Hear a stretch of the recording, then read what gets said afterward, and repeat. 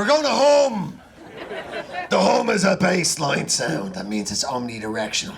It's very hard to tell where the hum came from. And when you hum, you don't move your face.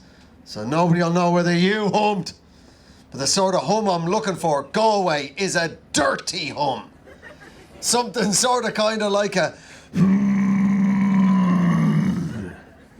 You ready? 1, 2, 3. Quite a fun sound, isn't it? The sound of 20 pirates agreeing at once.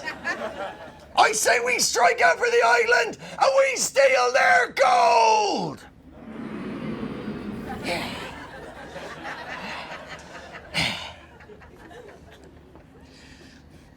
Just the ladies humming?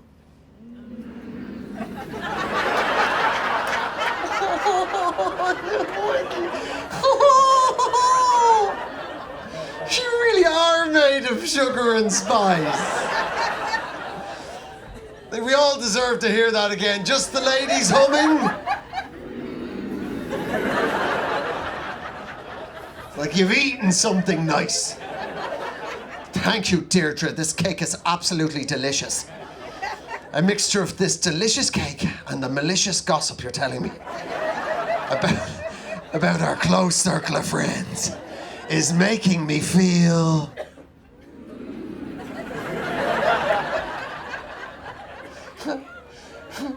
What's this, ladies? You're gonna learn something about the men folk in your life. Just the men humming?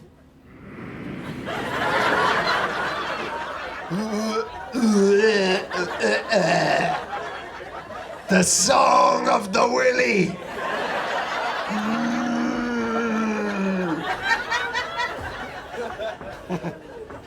Well, it's wonderful to be here in Galway. Oh yes, the only place on earth I'm willing to accept the sound of the bongos. A very, very beautiful place, as we all know. I live on the other island, so it's great to be away from Brexit.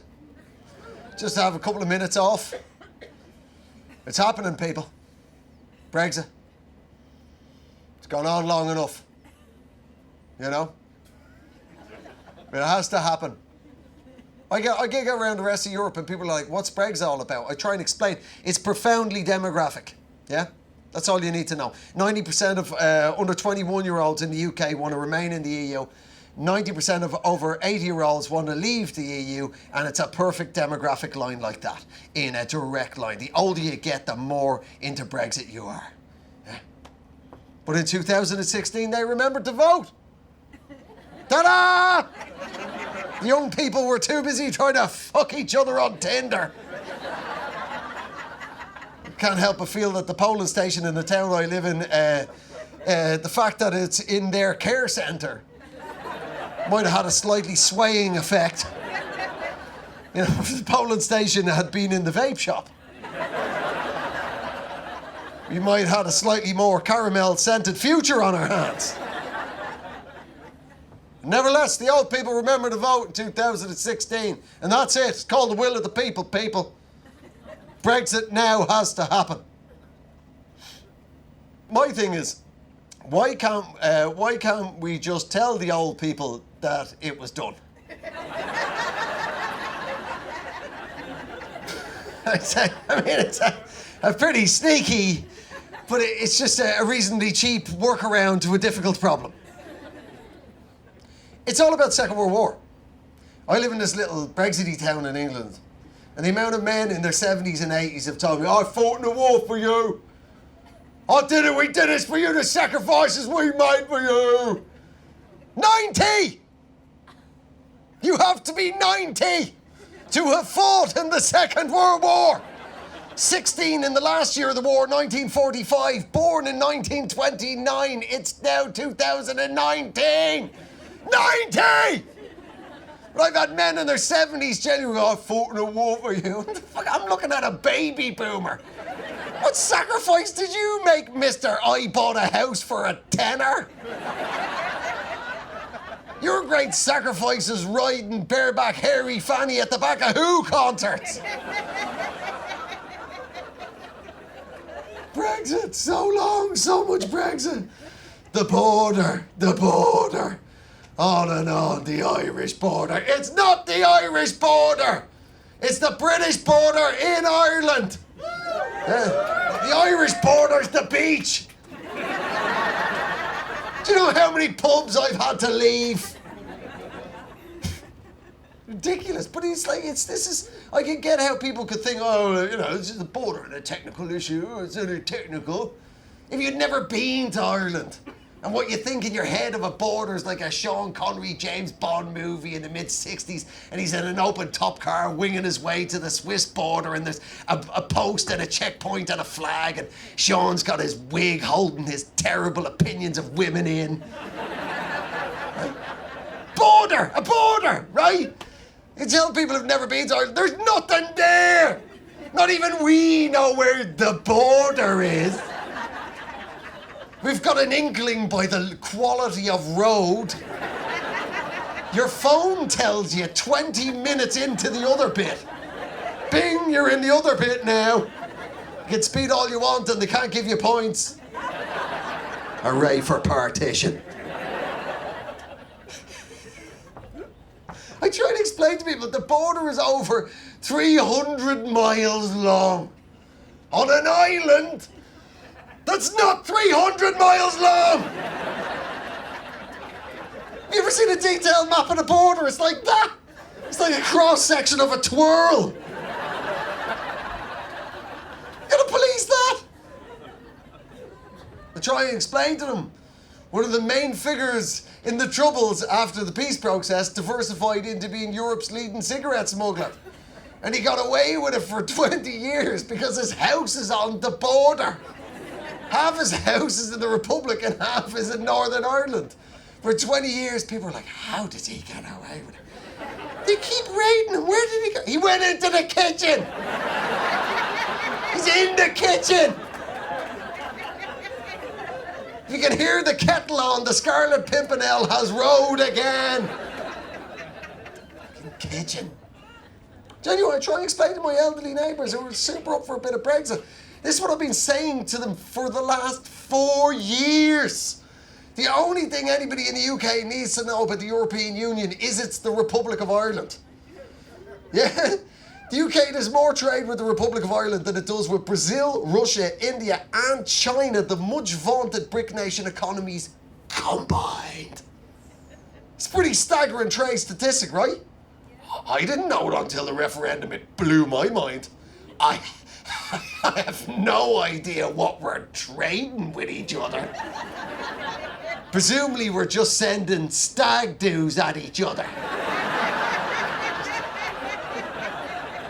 A much higher rate than any of us previously imagined. Just a million arseholes in fancy dress on each other's island at any one time. Look, mate, I'm a lady! I'm dressed up as a lady! Welcome to Cork. You're a funny little fella, ain't you? Oh, like you wouldn't believe. 48 years of sexual repression are coming your way, Crazy Dave. Are they real boobs? Are they balloon boobs? That's the thing, like every day in the news, you guys, we're in the greatest mess we've ever been in. This country's never been more divided or confused or baffled. It's nothing if you're Irish. You know, you're Irish over 45. I grew up in a world of moving statues. You've got yourself into a bit of constitutional fucking nonsense, have you? Statues used to move! Young people. The young people of Ireland, you've no idea what me and this corpse, this 70-year-old fucking ball bag, me and him. The Ireland we grew, right? The kids have no idea with their Johnnies. The Ireland we grew up in the 80s, young people of this room, in the 80s, people used to write the word sex on walls and run away. Right? That's it, just sex. Sex! That's all there was. It was always three. What it was: sex, IRA, IRA, sex, sex, IRA, UVF, sex, IRA. It's only ever 3 letters: sex, IRA. Very similar. Both involve masks and role play. Who are you pretending to be? I'm pretending not to be working for the special branch. Anyway, do we have any Irish women here? And on here, and women of Ireland, can you please tell me why it is you get to a certain age in life and then you have an overwhelming desire to put a fleece on and walk against traffic after dinner? Literally everywhere in Ireland between 6 and 8 o'clock, there's I'm not talking a nice walk along Salt Hill, like, it's the main road. There's a 2-story articulated lorries covered in wood chipping and grit. And there by the roadside, there's 5 mammies just grim determination. If I make it home alive, I can have a slice of cheesecake. It's always mad, the mammy madness in this country. I learned to surf in Clare. I was in Clare a couple of years back. And they were teaching us, right? You know, there was 15 Irish people learning to surf, right? And before you even get in the water, you've got to have the safety lesson. You know, they get you into the wetsuit. And the wetsuit is an incredibly unforgiving fabric, right? It was just 15 Irish people in a semicircle, all in wetsuits, just all going through their own individual midlife crisis. There's all of us just looking at each other, just going. Every one of us all had the same thought at the same time, just like, how am I fat and skinny at the same time here? Why is my arse here? And nothing there. Just a wall with a hole in it. And like a hedge hole, like, you know, hairy owl hole, just a flat thing. And then the wall splits into 2 mini walls. I got a full-on, like, booby belly thing here. We're in the water, right? Now, surfing's incredibly difficult. I'm a snowboarder. But snowboarding compared to surfing, like, it's like snowboarding on an ocean, you know what I mean? It's like on a mountain that keeps changing shape and is full of fish. It's very, very, very, very, very difficult. Right? But we eventually caught this wave, right? We all caught it. And we were surfing back in, looking into the burn, the skies parted and the sun was out. And you've got the sun dappling across the ocean. Yes, the West is the best, right? It was a business. I remember I was surfing beside an Irish woman. Now, she couldn't be any more than 42. But you could feel the mammy was starting to descend around the edges, right? We'd all caught this wave, and obviously, you know, it's so fleeting. It's only a couple of seconds of, you know, incredible tranquility and, you know, being at one with the universe. Fall into the water, come out. I remember just grabbing hold of me board and just screaming into the air, into the Atlantic air, just, yeah! Oh, yeah! God, that feels good! Oh, yeah! The Irish woman beside me turned around and went, "We'll sleep tonight."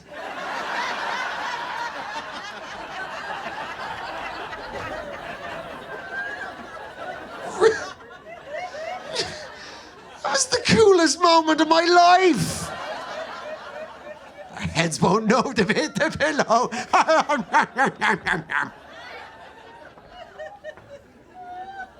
What I worry about, like, because I chat to my old Brexity neighbours, they're really worried that the EU, this is the thing that they talk about online, the EU, it's going to make us all the same.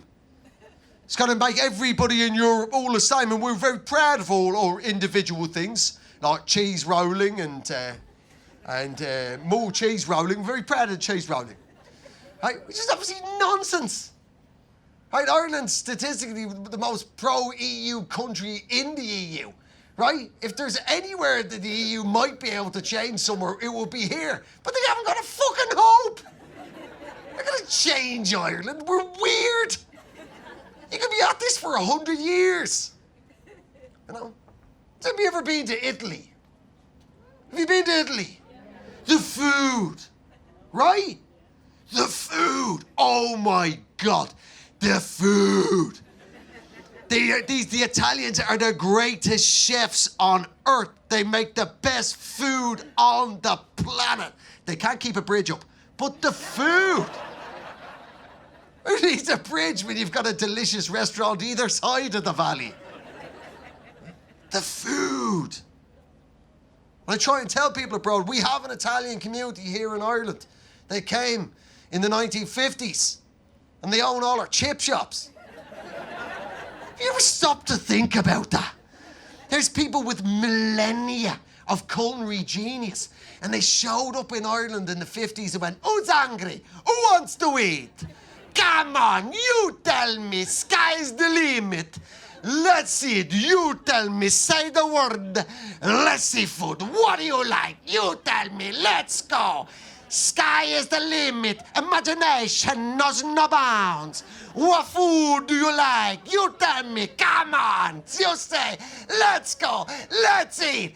Chips! We want chips, Luigi! Was this like a chop-up, deep-fried potato, is he? Like a little potato soldier, is he? Okay, will you sit down and prepare yourself for the meal, and I will make enough of these potato soldiers, these chips, you say, for the two of us, because food is a social occasion. No, Luigi, I want them in a bag. I want them in a bag, and I'm gonna eat them in the rain. Looking back in at you. And your disconcertingly large statue of the Virgin Mary. You see her, she glows in the night.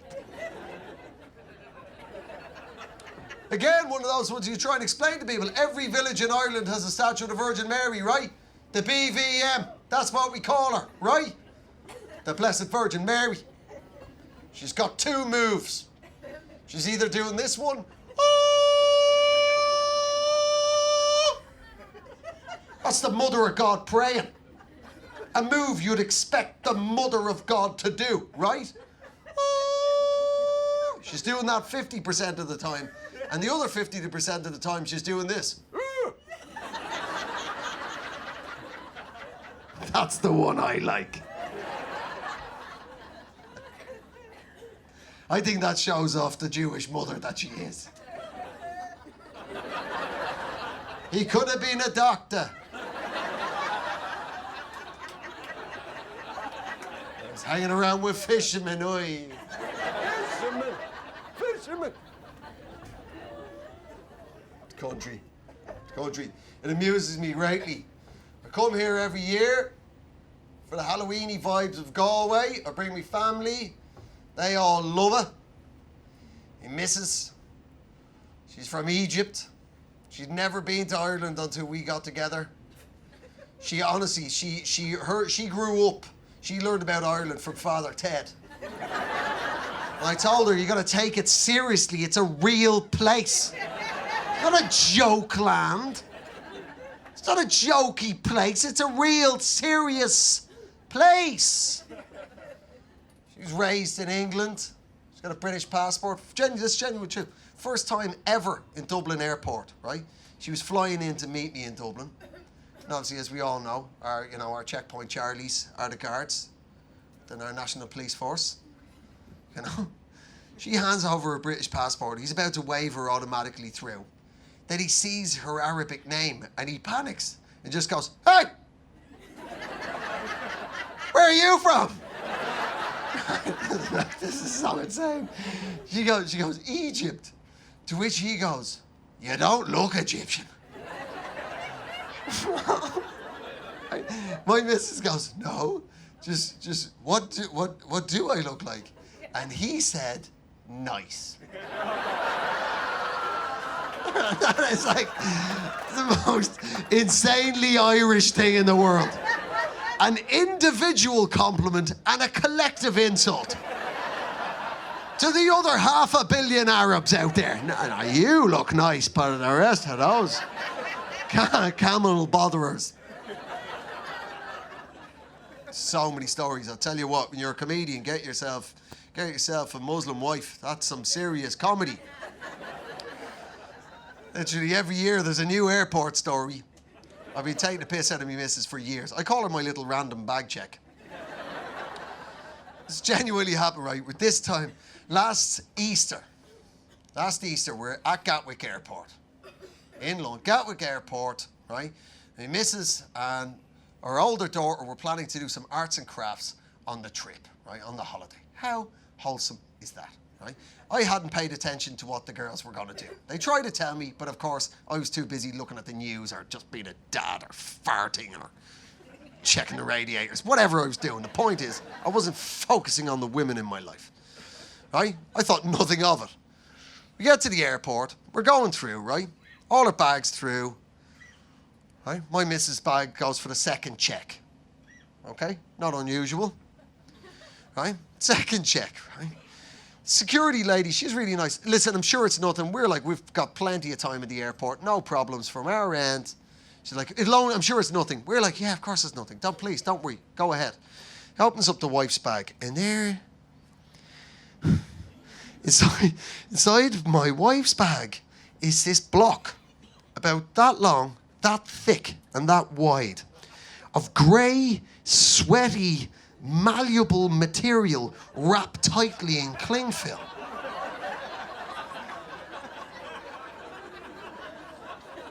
Right? The security woman that goes from like, I'm sure it's nothing. She visibly rocks back on her heels and presses a buzzer on her belt. Next thing, there's 4 massive security dudes, me and the missus and the original lady, all looking into the bag. Right? And my missus is like, is everything okay? I'm like, baby, you know what this looks like? She's like, no. Me and all the security team all at once go, plastic explosive. She goes, all right. The lady's like, we're going to have to take this away. We've got to test this. My wife's now worried about the flight. She goes, will it take long? And she's like, yeah, maybe 10 to 15 years. Right? This is my wife's solution to this insanely awkward situation. She goes, can I just keep a strip off the side? I'm like, baby, do you know how much plastic explosive it takes to take down a plane? Anyway, it comes back, and obviously they test it. Of course, it's clay modelling material for the missus and the girls, you know, arts and crafts project, right? And they're allowed go. But I had to stay for an extra couple of minutes and have a little chat with the security team to explain why me, an Irishman, knew exactly how much plastic explosive